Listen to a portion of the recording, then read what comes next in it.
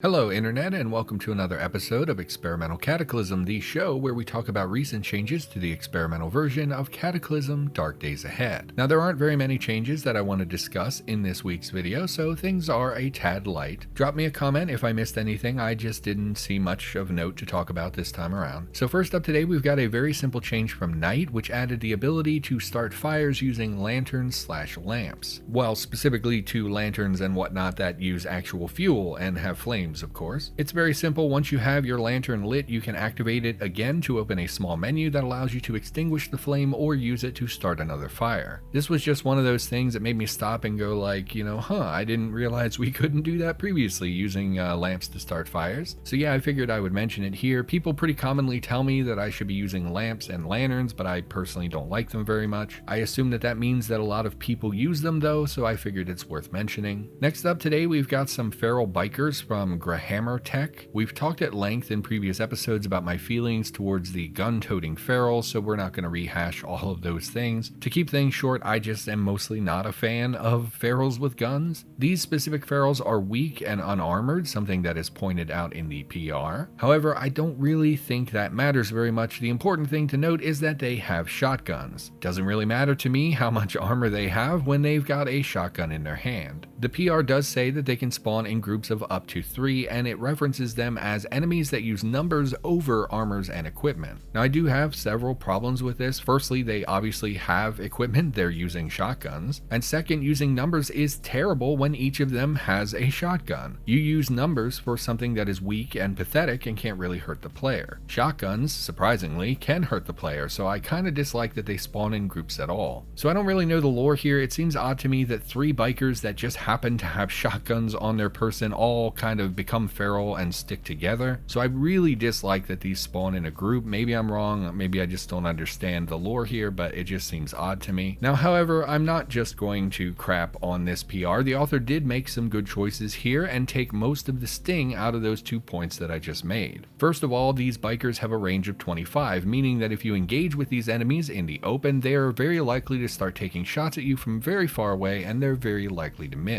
Now, this doesn't really help you if you pop around a corner and 3 of them are in your face, but at least it is something. So I would recommend staying at long range until they've depleted their ammo, and on that note, each of them starts with 5 shells to expend before they're on empty. Now, another good choice that they made was to have them not spawn immediately upon starting a new game. It should take at least a week or 2 before you start seeing them at all, and they won't be very common for a couple of months, assuming that I still know how to read these monster spawns. Now, this is actually a little counter to our lore. We should probably be seeing more ferals on day 1 and then slowly see fewer ferals over time, but in terms of game balance, this was obviously the right way to go. And then finally, they also added extra dispersion to the bikers' weapons. As we discussed previously, monster aiming was broken, and I think it still is broken. Now, this led to many monsters being incredibly accurate, and it was most noticeable with feral enemies with firearms because, they could very easily kill the player. Adding this little bit of extra dispersion here helps to compensate for their superhuman accuracy. So in summation, although I still sort of object to all of these ferals with guns, I think the author went about this intelligently and didn't just add some crazy overpowered creature. I don't really like any enemy that can fire at me while they are off screen, but honestly in this circumstance that's sort of what you want, so they are more likely to miss you.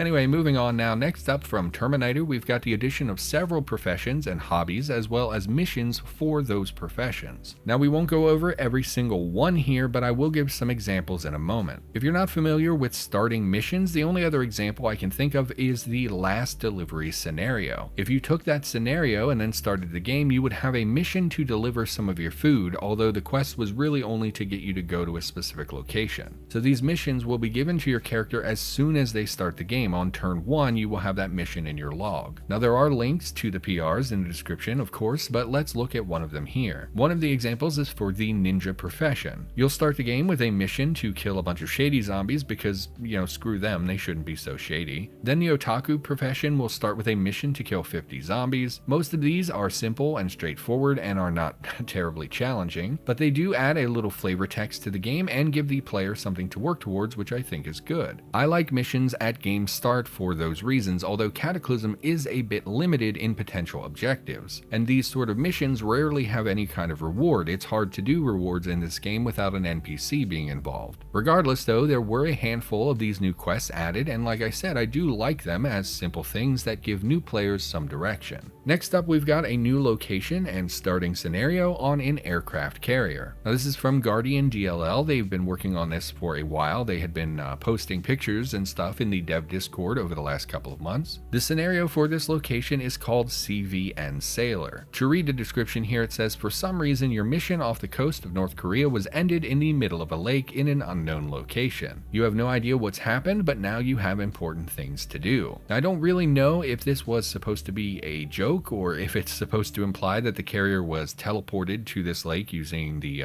like portal storms. Now the professions available for the scenario are mostly military. I was never a military person. I don't know what numbers look like on a ship like this. I don't know if there are civilians commonly on board or if it's always just military. I just don't know. Now I'm not going to actually show you the full location here, something spoilers, but I will show you the map. This is an enormous location and it consists of 4 main floors. Now I would expect a large military ship like this to be more or less a self-enclosed town. And what I mean by that is I would expect to see a large range of materials, from weapons to clothing to food to personal electronics, things like that. And again, I don't actually know if that's correct. This is just my assumption about large ships. But anyway, I sort of have some issues with this location. An aircraft carrier is absolutely massive. I think it's sort of silly that it's just randomly in a lake somewhere. And because of its size and the limited areas of water in Cataclysm, it'll probably be a pretty rare thing to find in the wild, and it may only realistically appear if you use this starting scenario. I also just don't really like the lore of this. It's either got no explanation for why it's in the lake or it's because of portals. And I dislike the whole portal magic reasoning. We've never seen anything else in the game of this massive size that was like portaled around to some other part of the planet. And the fact that the ship made it through completely unscathed is also very strange. If it had fallen from the sky or appeared submerged, it would have been destroyed. So this means it was perfectly scooped up and then perfectly deposited in another body of water. And if we're using the logic of portal storms, then this could literally have been deposited anywhere in or out of reality. So the fact that it was perfectly placed on Earth in a body of water across the planet is just a little bit crazy. And look, I know it's a game. Every time I talk about something like this, there are people who tell me I shouldn't be so serious, but I just find it silly. It's too wild of an explanation in my opinion. The description also sort of hints that the player has no idea how this happened despite being on the ship. They're completely unaware of this transition. It's just like, oh, well, I guess we're in New England now. I would rather see some flavor text here explaining your experience as the player. The log entry at the start of the game or the description of the scenario could be changed to provide actual flavor and story as to what happened rather than just like, lol, we teleported. Anyway, people get mad at me anytime I try to use real reasoning to these sort of things, so I'm just gonna shut up now. The location itself is interesting and I would encourage you to check out the new scenario. I don't think it's for me personally, but it's such a big location that you could definitely get a few runs out of it.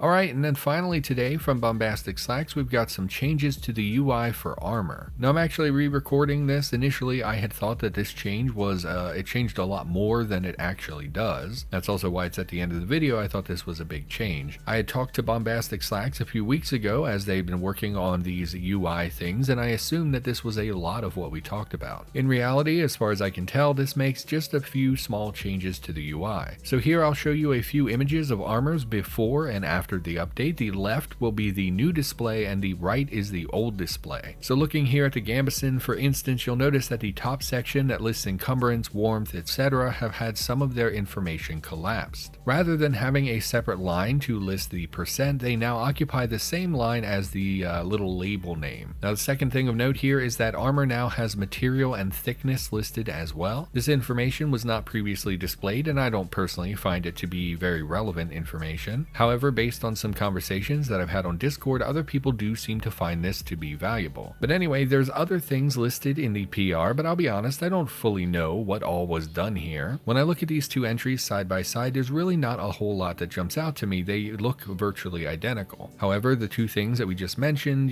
consolidating some information onto a single line and displaying the material and thickness have obviously changed. But anyway, I think that's it for the video. Thank you for watching. Hopefully you enjoyed the video. I, of course, will be back in a couple of weeks with another episode. For now, thanks for watching. I'll see you next time.